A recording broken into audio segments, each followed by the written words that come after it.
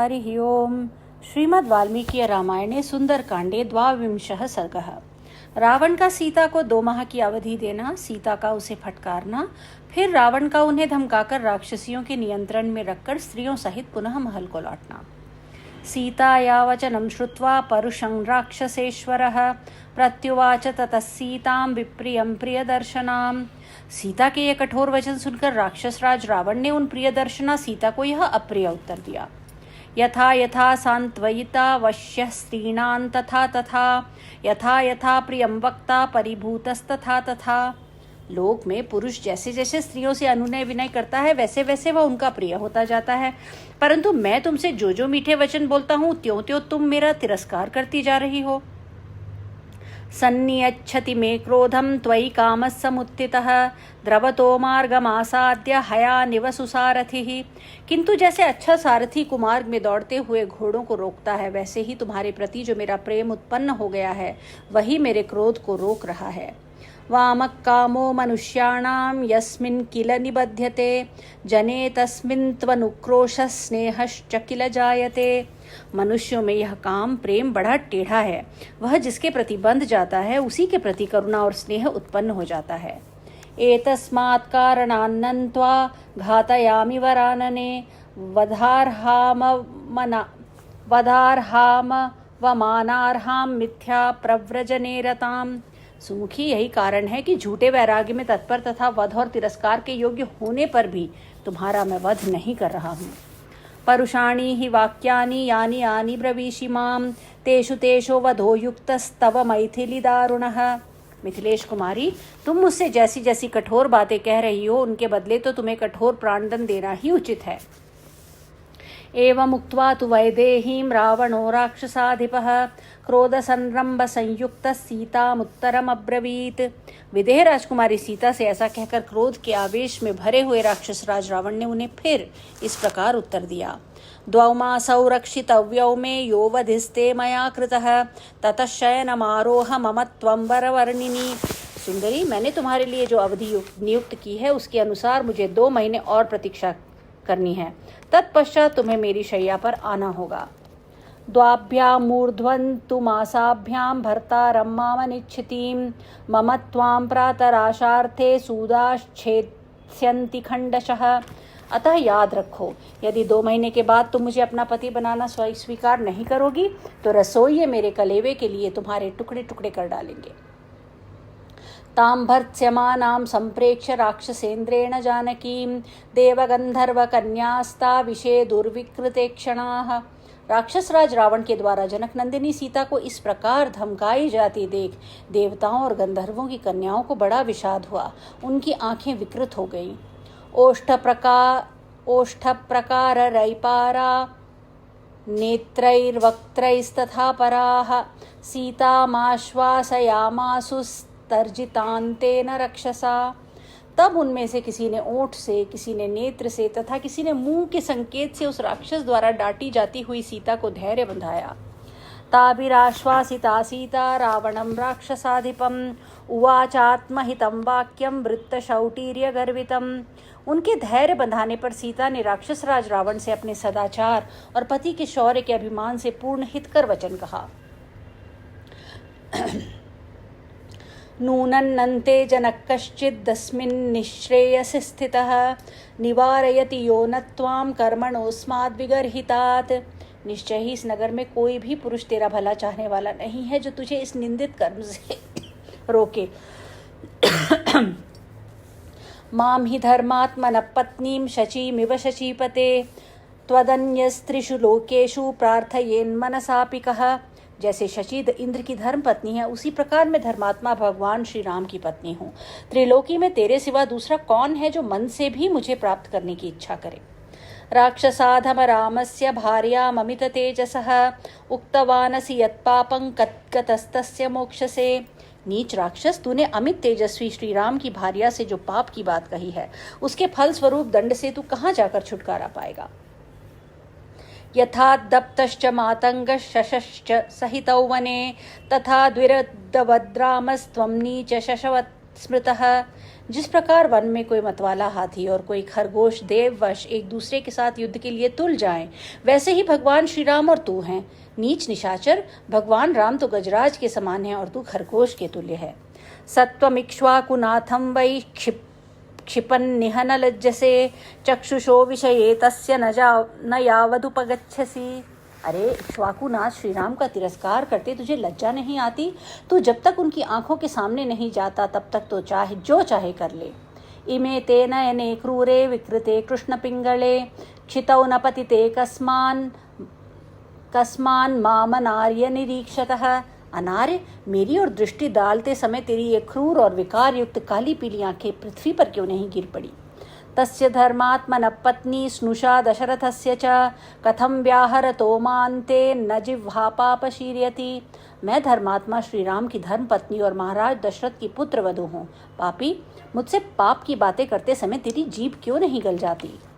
असंदेशात् तु रामस्य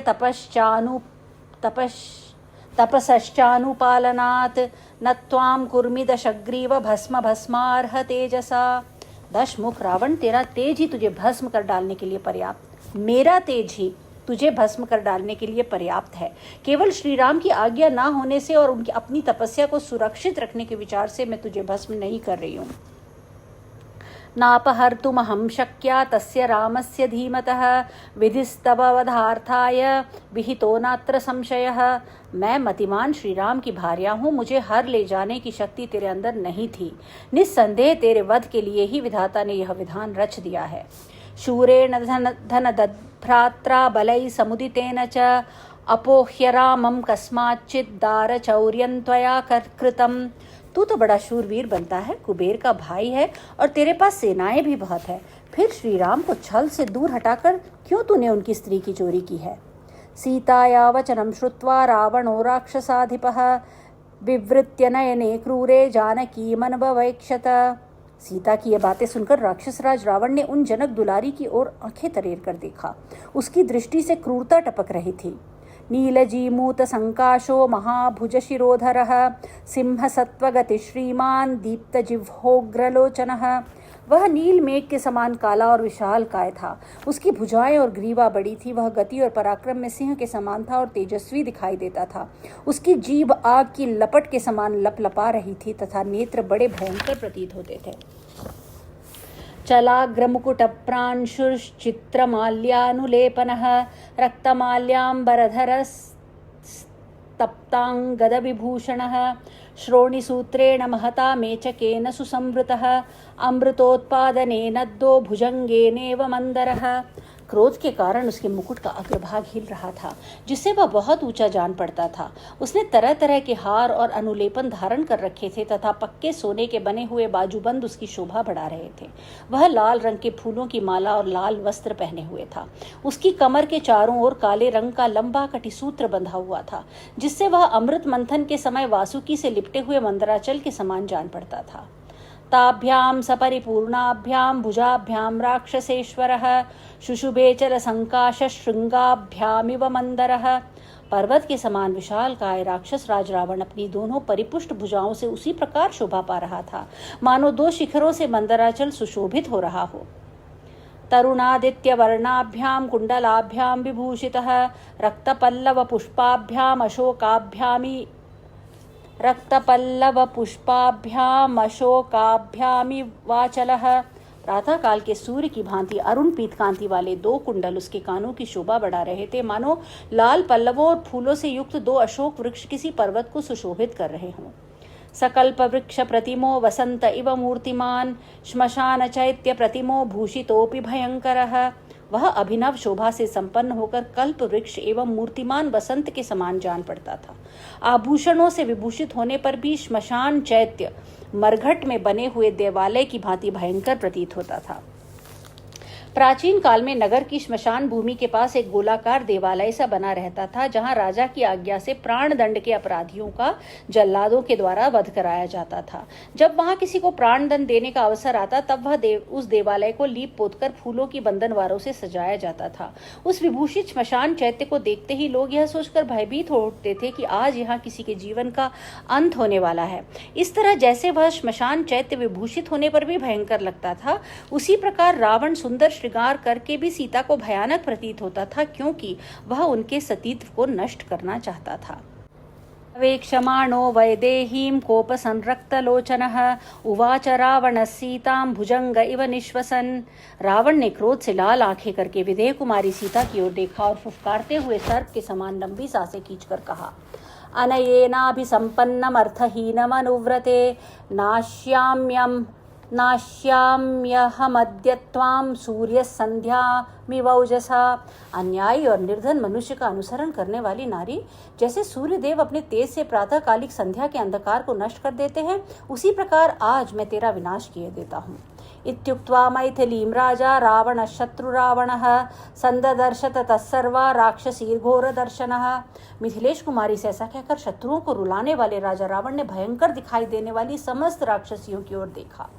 एकाक्षीमेक कर्णांच कर्ण प्रावरणां तथा गोकर्णीं हस्तिकर्णीं च लंबकर्णीम कर्णिकां हस्तिपद्यश्वपद्यौ च गोपदीं पादचूलिकां एकाक्षीमेक पादीं च पृथुपादीम पादिकां अतिमात्र शिरोग्रीवां अतिमात्र कुचोदरीं अतिमात्रस्य नेत्रां च दीर्घजिह्वानखामपि अनासिकां सिंहमुखीं गोमुखीं सूकरीमुखीं यथा मद्वशगा सीता क्षिप्रं भवति जानकी तथा कुरुत राक्षस्य सर्वा क्षिप्रं समेत्य वा प्रतिलोमानुलोमैश्च सामदानादिभेदनैः आवर्जयत वैदेहीं दंडस्योद्यमनेन च।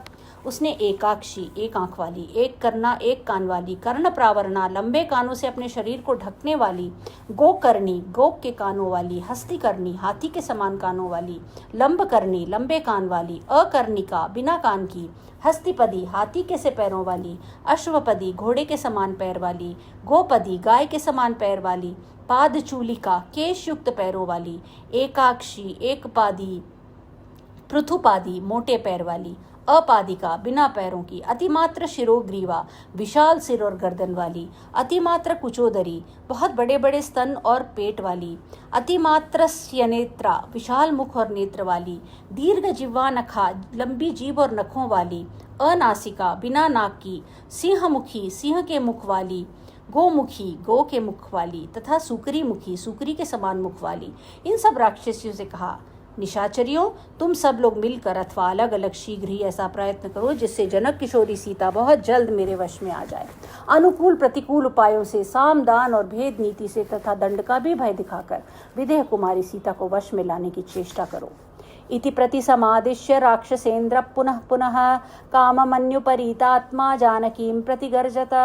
राक्षसियों को इस प्रकार बारंबार आज्ञा देकर काम और क्रोध से व्याकुल हुआ राक्षस राज रावण जानकी जी की ओर देखकर गर्जना करने लगा। उपगम्य ततक्षिप्रं राक्षसी धान्य मालिनी परिष्वज्य दशग्रीवमिदं वचनम अब्रवीत। तदनंतर राक्षसियों की स्वामिनी मंदोदरी तथा धान्य मालिनी नाम वाली राक्षस कन्या शीघ्र रावण के पास आई और उसका आलिंगन करके बोली, मया क्रीड़ा महाराज सीतया किंतवानया विवर्णया कृपणया मानुष्या राक्षसेश्वर। महाराज, राक्षस राज, आप मेरे साथ क्रीड़ा कीजिए। इस कांतिहीन और दीन मानव कन्या सीता से आपको क्या प्रयोजन है? नूनमस्यां महाराज न देवा भोग सत्तमान विदधत्यमरश्रेष्ठास्तव बाहुबलार्जितान। महाराज, निश्चय ही देवश्रेष्ठ ब्रह्मा जी ने इसके भाग्य में आपके बाहुबल से उपार्जित दिव्य एवं उत्तम भोग नहीं लिखे हैं। अकामां कामयानस्य शरीरमुपतप्यते इच्छतीं कामयानस्य प्रीतिर्भवति शोभना। प्राणनाथ, जो स्त्री अपने से प्रेम नहीं करती, उसकी कामना करने वाले पुरुष के शरीर में केवल ताप ही होता है, और अपने प्रति अनुराग रखने वाली स्त्री की कामना करने वाले को उत्तम प्रसन्नता प्राप्त होती है। एवं मुक्तस्तु राक्षस्या समुक्षिप्तस्ततो बली प्रहसन्मेघ संकाशो राक्षसन्यवर्तत। जब राक्षसी ने ऐसा कहा और दूसरी ओर वह हटा ले गई, तब मेघ के समान काला और बलवान राक्षस रावण जोर जोर से हंसता हुआ महल की ओर लौट पड़ा। प्रस्थितस्य दशग्रीवः कम्पयन्निव मेदिनीं ज्वलद्भास्कर संकाशम प्रविवेश निवेशनम। अशोक वाटिका से प्रस्थित होकर पृथ्वी को कंपित सी करते हुए दशग्रीव ने उद्दीप्त सूर्य के सदृश प्रकाशित होने वाले अपने भवन में प्रवेश किया। देव गंधर्व कन्याश्च नाग कन्याश्च तास्ततः परिवार्य दशग्रीवम प्रविशुस्ता गृहोत्तमम। तदनंतर देवता गंधर्व और नागों की कन्याएं भी रावण को सब ओर से घेर कर उसके साथ ही उस उत्तम राजभवन में चली गई। समैथिलीं धर्मपरामवस्थितां प्रवेपमानां परिभर्त्स्य रावणः विहाय सीतां मदनेन मोहितः स्वमेव वेश्म प्रविवेश रावणः। इस प्रकार अपने धर्म में तत्पर स्थिर चित्त और भय से कांपती हुई मिथिलेश कुमारी सीता को धमकाकर काम मोहित रावण अपने ही महल में चला गया। इत्यार्षे श्रीमद् रामायणे वाल्मीकि आदि काव्ये सुंदरकांडे द्वाविंशः सर्गः। इस प्रकार श्री वाल्मीकि निर्मित आर्ष रामायण आदि काव्य के सुंदरकांड में 22वां सर्ग पूरा हुआ।